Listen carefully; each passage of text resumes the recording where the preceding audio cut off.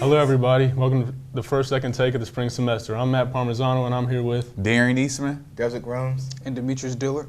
On today's episode, we'll give our Super Bowl picks, discuss the rise of Cam Newton, and whether the Golden State Warriors can break the NBA record for wins in a regular season. Let's get started. Super Bowl 50 features a matchup between Cam Newton and the Carolina Panthers and Peyton Manning and the Denver Broncos. Which team do you think will take home the Lombardi Trophy? I'm going to go with the Panthers. I just can't bet against Cam Newton right now. I think that offense and him are just too hot. Even though the Broncos have the #1 defense in the league, the Panthers have the #1 scoring offense. So I'm going to have to go with the Panthers. Also, Peyton Manning's getting older, so he can't do what he used to be able to do. And I think the Panthers' defense will be able to capitalize on some of that. Peyton, even though he only played 10 games this year, he led the league in interceptions with 17. Panthers led the league in turnovers. I think that that's going to play itself out. The Panthers will get some turnovers that'll be big in the game. And Cam will capitalize on them and put them in the end zone, and the Panthers will take it. I'm going to go Carolina, too. I feel like the Panthers' defense is too much for Peyton Manning. They'll shut the running game down, forcing Peyton Manning to pass the ball, which he's not very good at today. I feel like the Panthers' defense will shut down the Broncos' offense, forcing a blowout. It won't be a blowout. It's going to be a close game. It may be a 3-point game, or at most 7. I would say 7-point game in favor of the Carolina Panthers. But like I say, the Denver Broncos, they have a brutal defense. It's 2 elite defenses playing, so it's going to be a great game. It won't be a blowout. I don't think it will. No, it won't be like last game, 49-15. But Carolina, they have too many weapons offensively and defensively. And the only weapons I've seen thus far from the Denver Broncos squad is defensive, because obviously they rank #1. And Darren brought out a statistic earlier. They average 31 points per game. So they've established themselves as a premier offensive team, and it's no team that can see them. They're almost untouchable. So you fellas going 3-0. Lord, I wish I could be kind of different, but I'm going to Carolina Panthers too. I'm riding with this one. And here's why. The Denver Broncos haven't faced a quarterback just like Cam Newton yet. The only scrambling quarterback, if you want to say, is probably Alex Smith. And the Kansas City Chiefs beat the Denver Broncos early this year, 29-13. Alex Smith had a decent game. He had 204 passing yards. He had a touchdown, but he still won. Nobody has seen anything just like Cam Newton. The Broncos are really good at creating pressure. But this game will not be just like the New England game. It's not just a pocket quarterback with Tom Brady just sitting back there and passing. The Denver Broncos can't just rush it. Carolina Panthers are #1 rush team in the league. If you rush the quarterback too hard, Cam Newton could just scrum right by you, because Denver Broncos are known for playing a straight-up man defense. If you just sit back, Cam Newton could just sit back in there and sit in the pocket and just throw it to his receivers, Philly Brown, Ted Ginn Jr., or Jericho Cotchery. He has to pick his poison. So Carolina Panthers have a whole lot of different options right now.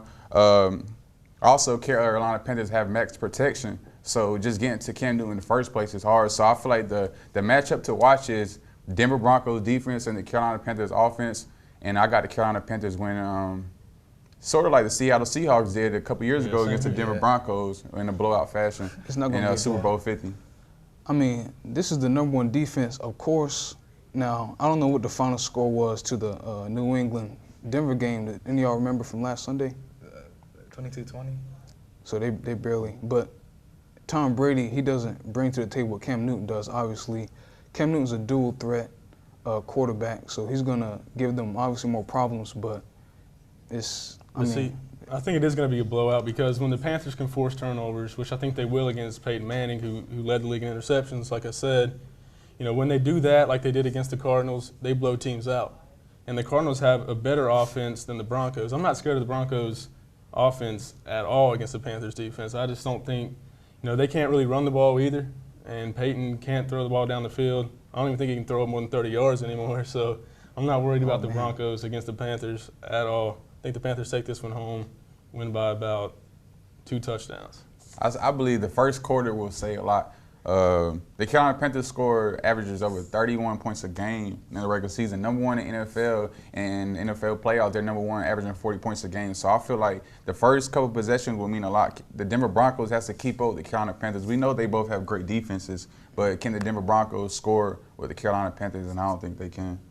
If there's no offensive effectiveness or productivity from the Broncos, then it may be a blowout, because Carolina, as we've seen all season, is strong on both sides of the field.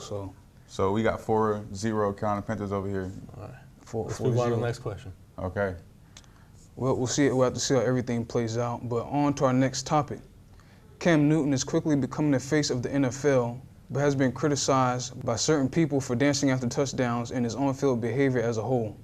Do you have a problem with it? And what do y'all think is the reason for the criticism? I don't think that he's a black quarterback that comes down to it. Aaron Rodgers celebrates, Tom Brady celebrates, but when Cam Newton does it, it's a problem. People complain. So I feel like it goes down to his race. Yeah, I think it does have some race in there. I think people just, well, whether he's black or not, people just don't expect a quarterback to celebrate the way he does and for as long as he does. But I have no problem with it. I think he's just having fun, and the team feeds off of it. Cam's he's obviously a great leader on the field. The team's behind him in every way. They feed off his energy, and him giving the ball to the fans is great. That's awesome. Nobody ever really talks about that, and they never talk about how mature he is off the field. He's a great guy off the field. He does tons of charity work, and it really bothers me when people try to focus on the negative, which is his on-field antics, which I don't really think is the negative. I mean, if you have a problem with Cam Newton, you should look at yourself, because you have the problem. When I look at this, I've been having a problem with this for a while. I look at it like Peyton Manning, Tom Brady's, the Joe Montanas, those are prototypical quarterbacks. People just sit back in the pocket, they throw. As you can see in every draft process, they always talk about we looking for a quarterback and just sit back in the pocket and throw. When you have something that people haven't seen yet or that's different, people usually have a problem. People don't like change. So I look at like, do I have a problem with it? Of course, but I feel like some of this Cam Newton have brought in himself. So let's be honest, like from the laptop incident, but also look at people that hasn't given him a chance to grow. When you come into the league, you're coming to the league as a rookie, so you have to get time to mature. And so I look like, yes, he made a mistake, but like it's just a new generation. I heard an interview other day from Joe Webb, a Fox commentator. Man, people always talk about, remember how they say how Cam Newton was on the sidelines and he had a towel soaked over his head? I asked him a question and he actually answered. He said the problem was he's been used to winning his whole life. So when he was on the towel and they might be losing, he heard teammates on the sideline saying they worried about asking each other, like telling each other what they're going to do for that night, how they about to party tonight, where they're going to go bowling tonight with their friends and family or whatever. And Cam Newton was like, we just lost a game. I need y'all to stay focused. He wasn't used to the environment. So it was just part of maturity, and he's peaking at the right time. So, yeah, it's unfair. Someone was brought on him, but then again, Cam Newton would be the first one to let you know that he's come from that. He's not going to shy away from that. It made him who he was. So, yeah, definitely. As Dedrick alluded to, Cam Newton is a black quarterback. Happy Black History Month, by the way. Cam Newton is a black quarterback, and he's going to be the subject of a lot of scrutiny by the media. He's one of a kind. He's unique. He's novel. He's something we've never seen. He's athletic. He's of formidable stature. He's almost untouchable. I've said that word before. But, I mean, he's a quarterback and doing flips for touchdowns in the end zone.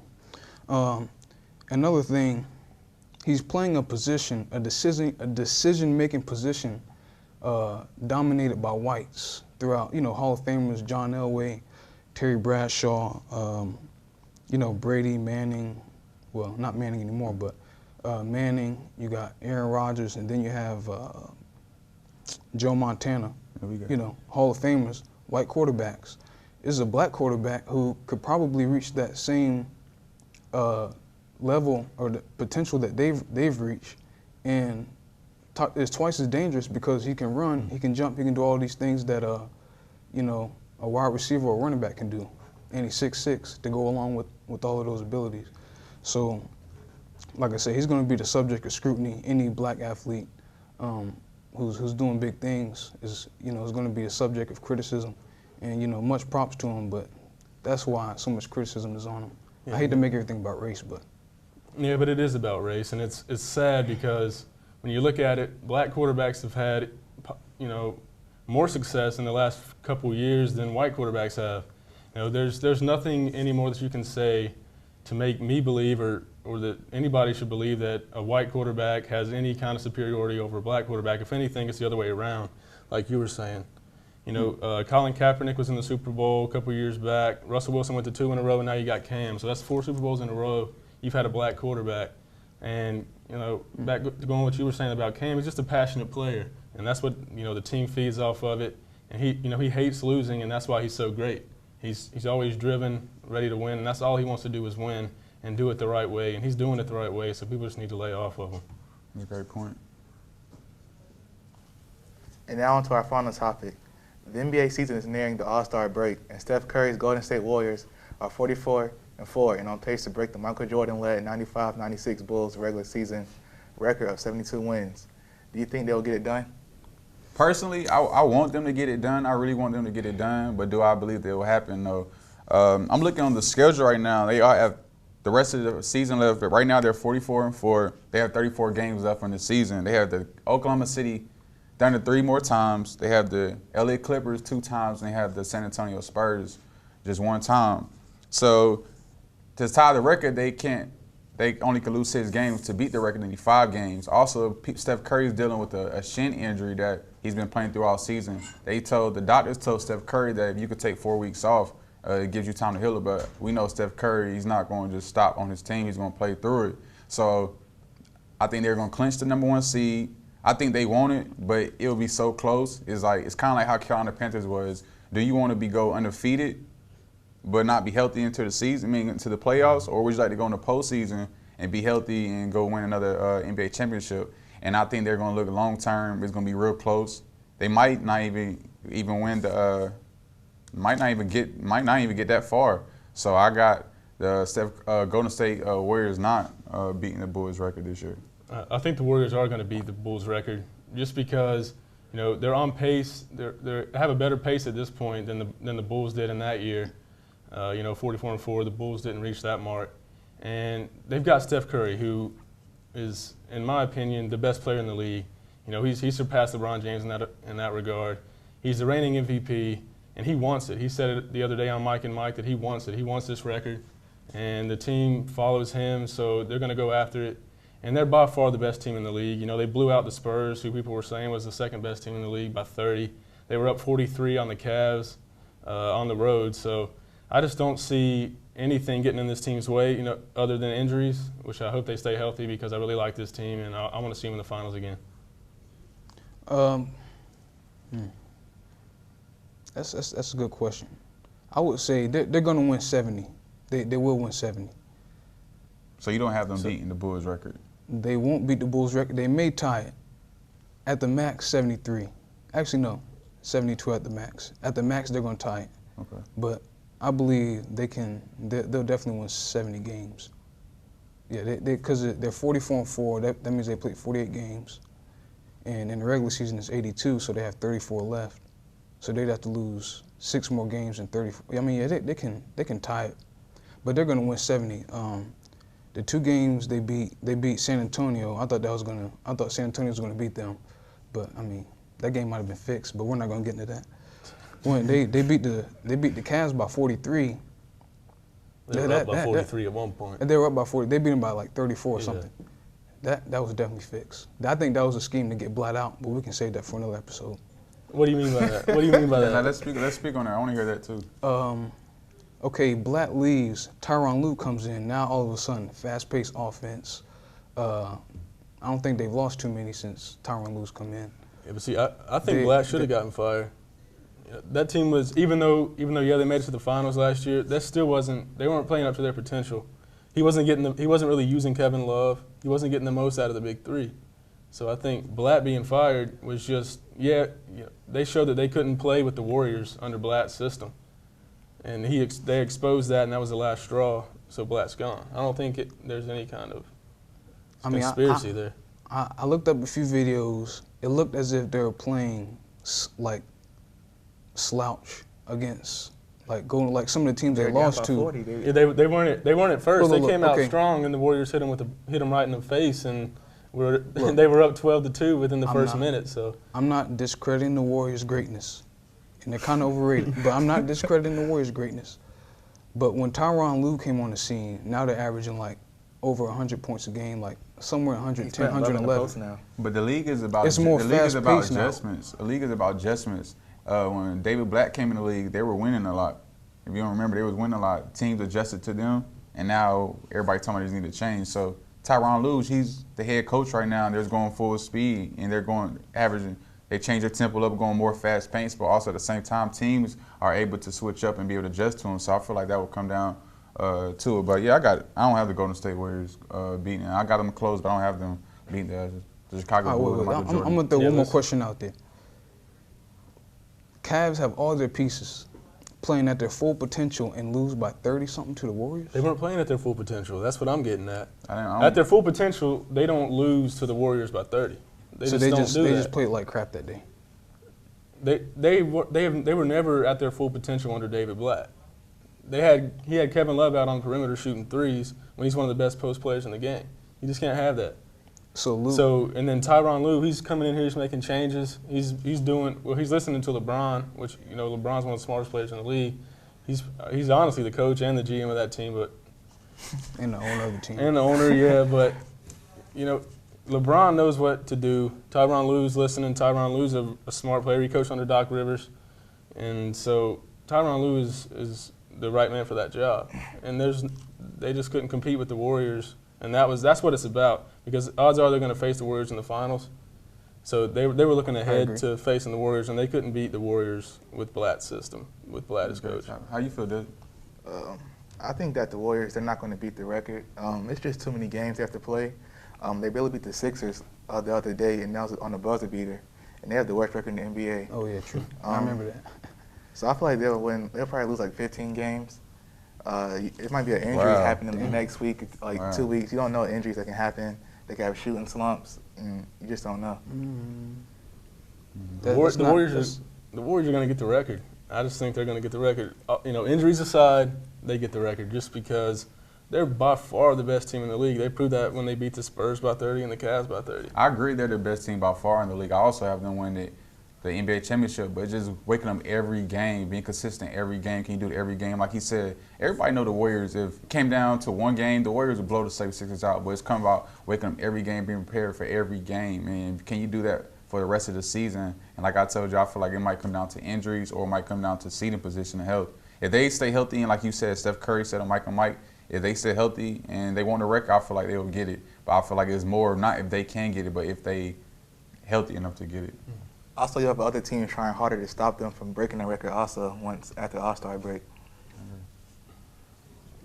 But I think they already get every team's best shot just because everybody knows they're the best team in the league and they've got the best record in the league and they won the championship last year. It's just I just don't see them not getting the record. I really don't. This team loves playing. They play a fun style. They love playing with each other. And they just love winning. Like they're addicted to winning. I think it's like the Panthers.